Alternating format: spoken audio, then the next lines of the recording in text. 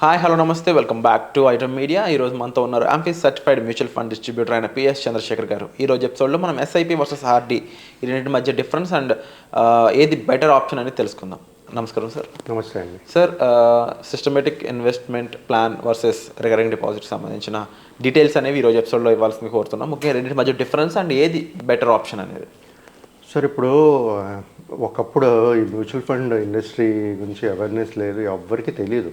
ఆ టైంలో ఈ ఎఫ్డీలు, ఈ పోస్ట్ ఆఫీస్లో ఇన్వెస్ట్ చేయడాలు, లేకపోతే ఈ ఆర్డీలు, రికరింగ్ డిపాజిట్ అంటే మంత్లీయో వీక్లీయో ఏదో ఒక ప్రతి నెల మన ఎస్ఐపి ఎలా కడుతుండో అలా కడుతూ వెళ్ళేవారు.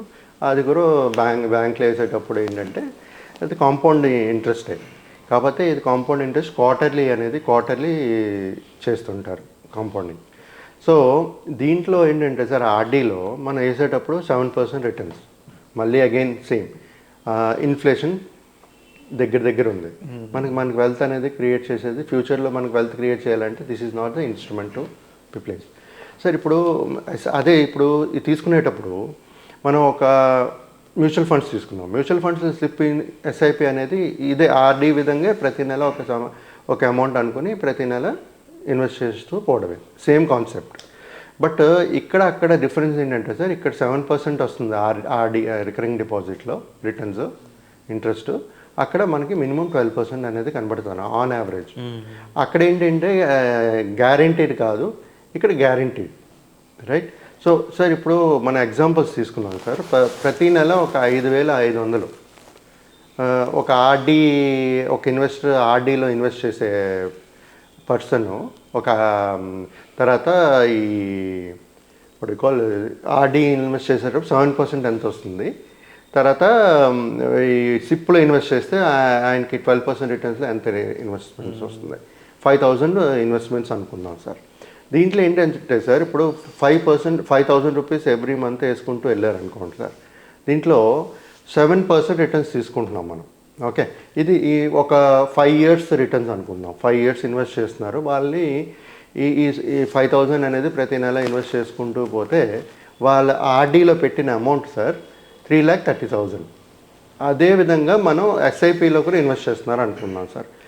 5,000 రూపీస్ 12% రిటర్న్స్, 3,30,000 రూపీస్ ఇన్వెస్ట్ చేశారు. ఆర్డీలో సేమ్ 5,000 3.3 lakhs, 7% రిటర్న్స్. రెండింటికే కాంపౌండ్ ఇంట్రెస్ట్. ఇక్కడైతే క్వార్టర్లీ అవుతుంది, అక్కడ ఎవ్రీ టైం అవుతుంటుంది.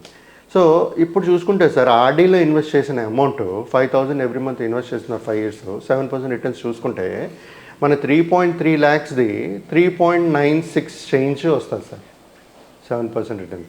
అదే మన ఎస్ఐపిలో వేసింది 5,000 12% రిటర్న్ తీసుకుంటే it is coming around 4.42 lakhs. 4.42 lakhs వస్తుంది. ఇక్కడేమో 3.96 lakhs వస్తుంది. అంటే మీకు ఆ వాస్ట్ డిఫరెన్స్ చూడండి ఎంత ఉందో. 3.96, 4.1 అంటే ఆల్మోస్ట్ 1 ప్లస్.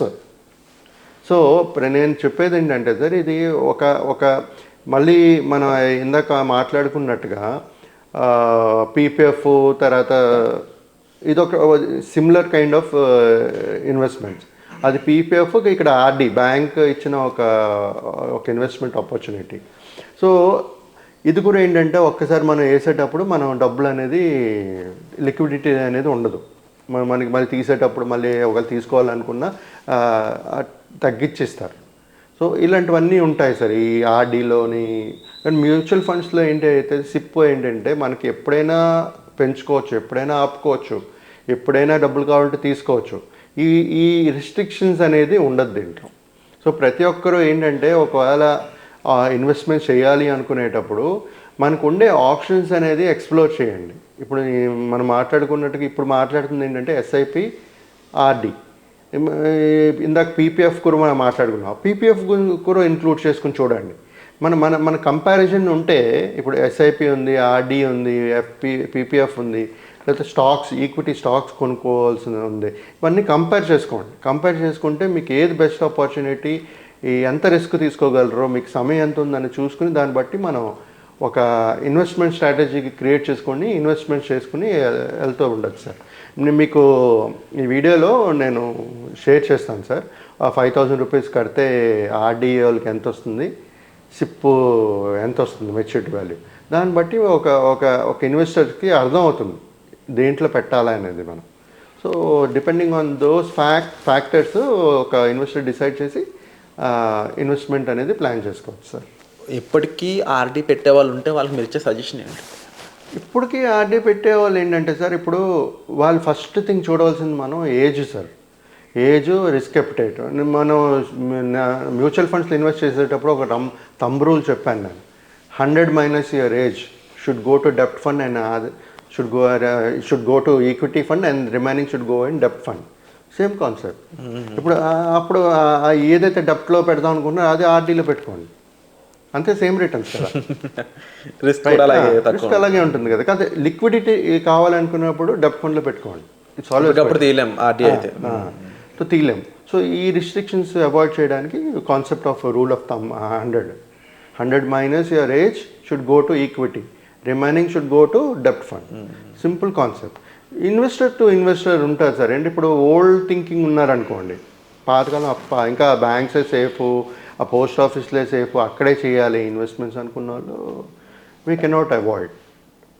సో నన్ను అడిగితే ఒక్కొక్క ఇన్వెస్టరు ఒక్కొక్క థాట్లో ఉంటారు. అలాంటి వాళ్ళు ఏదైనా థాట్ ఉండి డిసిషన్ అనేది తీసుకోలేకపోతుంటే మా అలాంటి వాళ్ళతో మాట్లాడితే మేము చెప్పగలుస్తాం. సో ఎవరైనా ఇన్వెస్ట్ చేయాలనుకునేటప్పుడు just dial the number, call, discuss చేసినప్పుడే మనకి ఈ రిస్క్, ఈ టెన్యూర్ అన్నీ తెలుస్తుంది.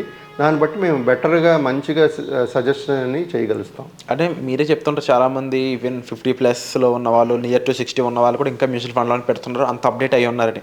బట్ ఐ థింక్ రూరల్ పీపుల్లో చాలామందికి ఆర్డీ అనేది డ్యూ టు బ్యాంక్ ఎంప్లాయీస్లో ఉండే రిలేషన్ అయి ఉండొచ్చు, కనెక్షన్ అయి ఉండొచ్చు, డైరెక్ట్గా వాళ్ళు ఆర్డీలో పెట్టేయచ్చు కదా అనే ఒక మాటతో పెట్టేస్తూ ఉంటారు. హోప్ఫుల్లీ వాళ్ళు కూడా మ్యూచువల్ ఫండ్లో కన్వర్ట్ అవ్వాలని మనం అనుకుందాం. ఎందుకంటే చాలామంది మీరు చెప్పే క్లయింట్స్ 50లో ఉన్న వాళ్ళు కూడా డెట్ ఫండ్స్లో కొంచెం మిగిలింది మంచి ఈక్విటీలో ఫండ్స్లో పెడతా ఉన్నారని చెప్పేసి. సో ఎవరికైనా సరే ఇన్ఫ్లేషన్ దాటే రిటర్న్స్ వచ్చేది ఏదైనా సరే ఆ ఇన్వెస్ట్మెంట్ ఆప్షన్ బెటర్ అని చెప్పేసి మనం చెప్తూ ఉంటాం. కాబట్టి తప్పకుండా మీకు దీనిపై మరింత అవగాహన కావాలనుకున్నట్లయితే డిస్ప్లే అవుతున్న నెంబర్స్ కాల్ చేసి మీరు పిఎస్ చంద్రశేఖర్ గారితో ఒక పర్సనల్ అపాయింట్మెంట్ అనేది బుక్ చేసుకుని దానివల్ల మీరు క్లియర్ ఇన్ఫర్మేషన్ అనేది తీసుకోవడానికి ఉంటుంది. మీకు రైట్ గైడెన్స్ ఉన్నట్లయితే రైట్ ఇన్వెస్ట్మెంట్స్, రైట్ రిటర్న్స్ మీకు వచ్చినప్పుడు మీరు ఒక మంచి ఫైనాన్షియల్ హ్యాపీ లైఫ్ అనేది మీరు గడపవచ్చు. Thank you so much sir. Thank you అండి.